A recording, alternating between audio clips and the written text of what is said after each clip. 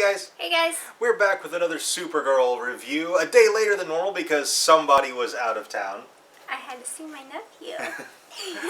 This week we're reviewing Supergirl Season 1, Episode 13, titled For the Girl Who Has Everything. If you haven't seen it yet and you want to avoid any spoilers, you're going to want to skip this video and come back later because everything we say from this point forward is going to be a spoiler.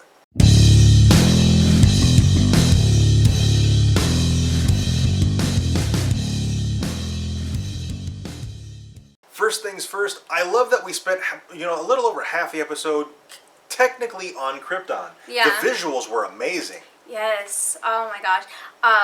The set was awesome. We had Krypton itself, but not only that, the costumes for it and the decor and everything. Yeah. It was just amazing. They did a great job on that. And there was clearly a lot of green screen in this episode. Yeah. But it wasn't blatant in your face, that's green screen. Yeah, it kind of worked because it was outside the window. Yeah. This is a window pane, and outside, that's green screen, but the rest of the set was real, so it didn't feel so green screen.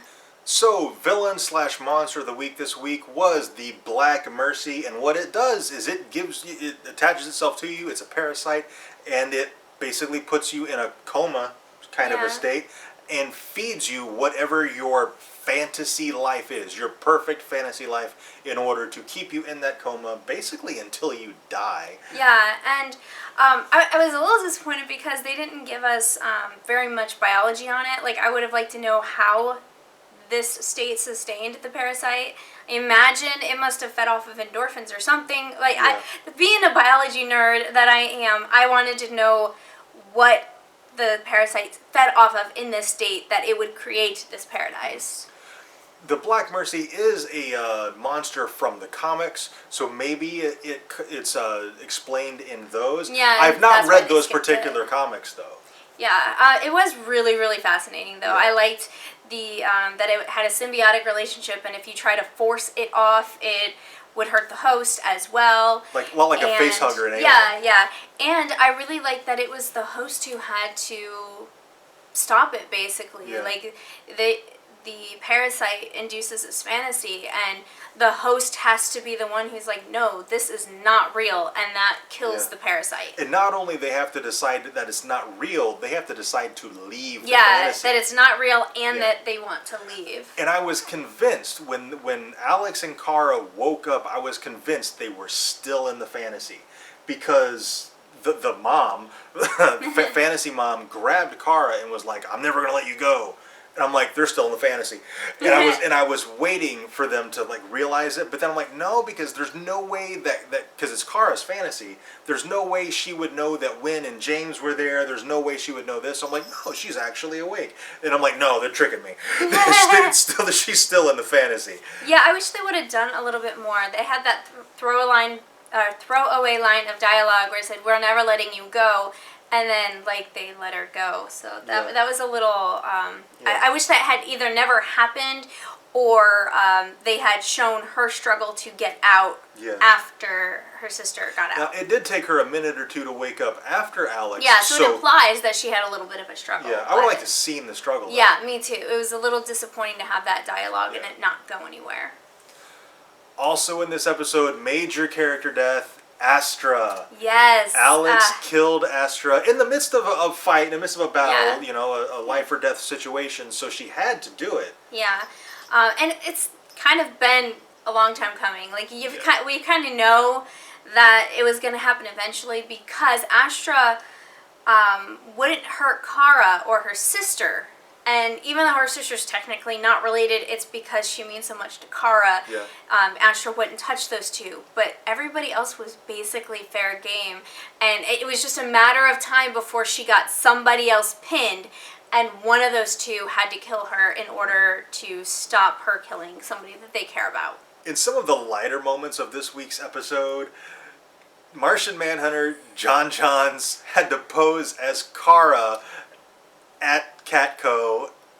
It was hilarious. It was oh my god, it was so funny. Yeah, the actress did a phenomenal job because I totally bought that was the Martian posing as her. Like, it was Yeah. not Kara. Yeah. Melissa Benoist did a fantastic job Yeah. playing John Johns posing as Kara. Yeah, it was absolutely brilliant because it seemed like even her posturism, like she must have watched him act out his role in order to be like, all right, so this is what he would do if he was playing me. Oh, it was awesome. It was really great. Like she goes into Kat's office and then stands at parade rest. Yeah. Just like little things like that, and yeah. And then the formal apology. There was a lot of fun in this episode, and there was a lot of seriousness in this episode, and there was a major character death. So many things going on in this episode. Yeah. And what's great is it doesn't feel like anything got shortchanged. No, it felt like this was a fantastic episode. It felt like enough going on, enough slow time. It didn't feel rushed. Nothing felt cut. It, with the exception of that one line of dialogue. Yeah. It felt it worked. Yeah. You were disappointed in not knowing the biology of Yes, the Black Mist. But that's me being a biology nerd. The one thing I was kind of disappointed with was the Supergirl non-fight. Because he didn't start hitting back until she had beaten the living crap out of him. I got the impression that he was playing with her. That he was allowing her to win and just be like, well, let's see what she can do. To kind of show her, look, you just beat the crap out of me at your top. Yeah. I did nothing to even defend myself, but I allowed you to toss me around, and I'm still strong enough to defeat you basically without even trying. But he didn't really defeat her. He, zapped the dish, and it was going to, I guess, fall on some people. Yeah. And then he left. So maybe he just feels like he's so good that he's above fighting her. Like, it's kind of like a person picking a fight with a fly. If he was playing with her, and it's totally plausible, I understand if that's what he was doing, I would like that to have come across a little more. Yeah, maybe not so subtle. Maybe after, she hits him a few times, have him laugh at her. Yeah. Like just really, I mean, I don't want to say you need to beat me over the head to get that across, but it didn't come across to me. Yes, so it did to me only because, like, as she's hitting him, he just lays there and watches her. He doesn't even try to get up or anything. And I was like, I think he's playing with her. I think he's just toying with her, kind of like,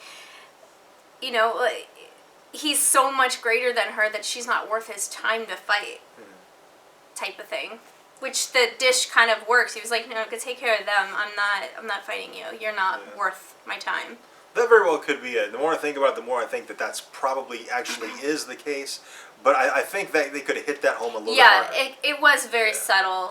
And the Kryptonians' master plan is coming to fruition. It looks like things are in dire straits for planet Earth. Yeah. And Kara, I mean, she's basically right now a one-person army. Yeah. Because the DOE stands no chance against the Kryptonians. Even Martian Man doesn't. I mean, like, he was losing to Astra. Yeah. He can't. He is not strong enough to defeat them. Yeah.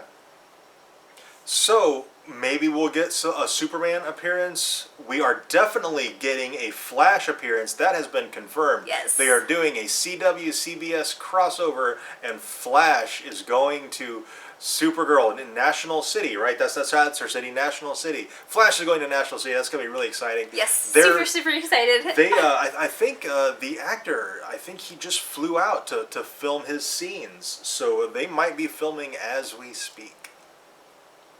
I'm really excited for that. If I'm incorrect, let me know that in the comments. But I think I read somewhere that episode is going to air in May. Okay, I think that's pretty much it for this review. If we missed something, if we got something wrong, if there's just something you think we should have mentioned that we didn't, let us know down in the comments and we can discuss it down there. Also, if you enjoyed this review, be sure to tell us by clicking that like button and subscribe for more reviews. And thank you very much for watching, and we'll see you next time.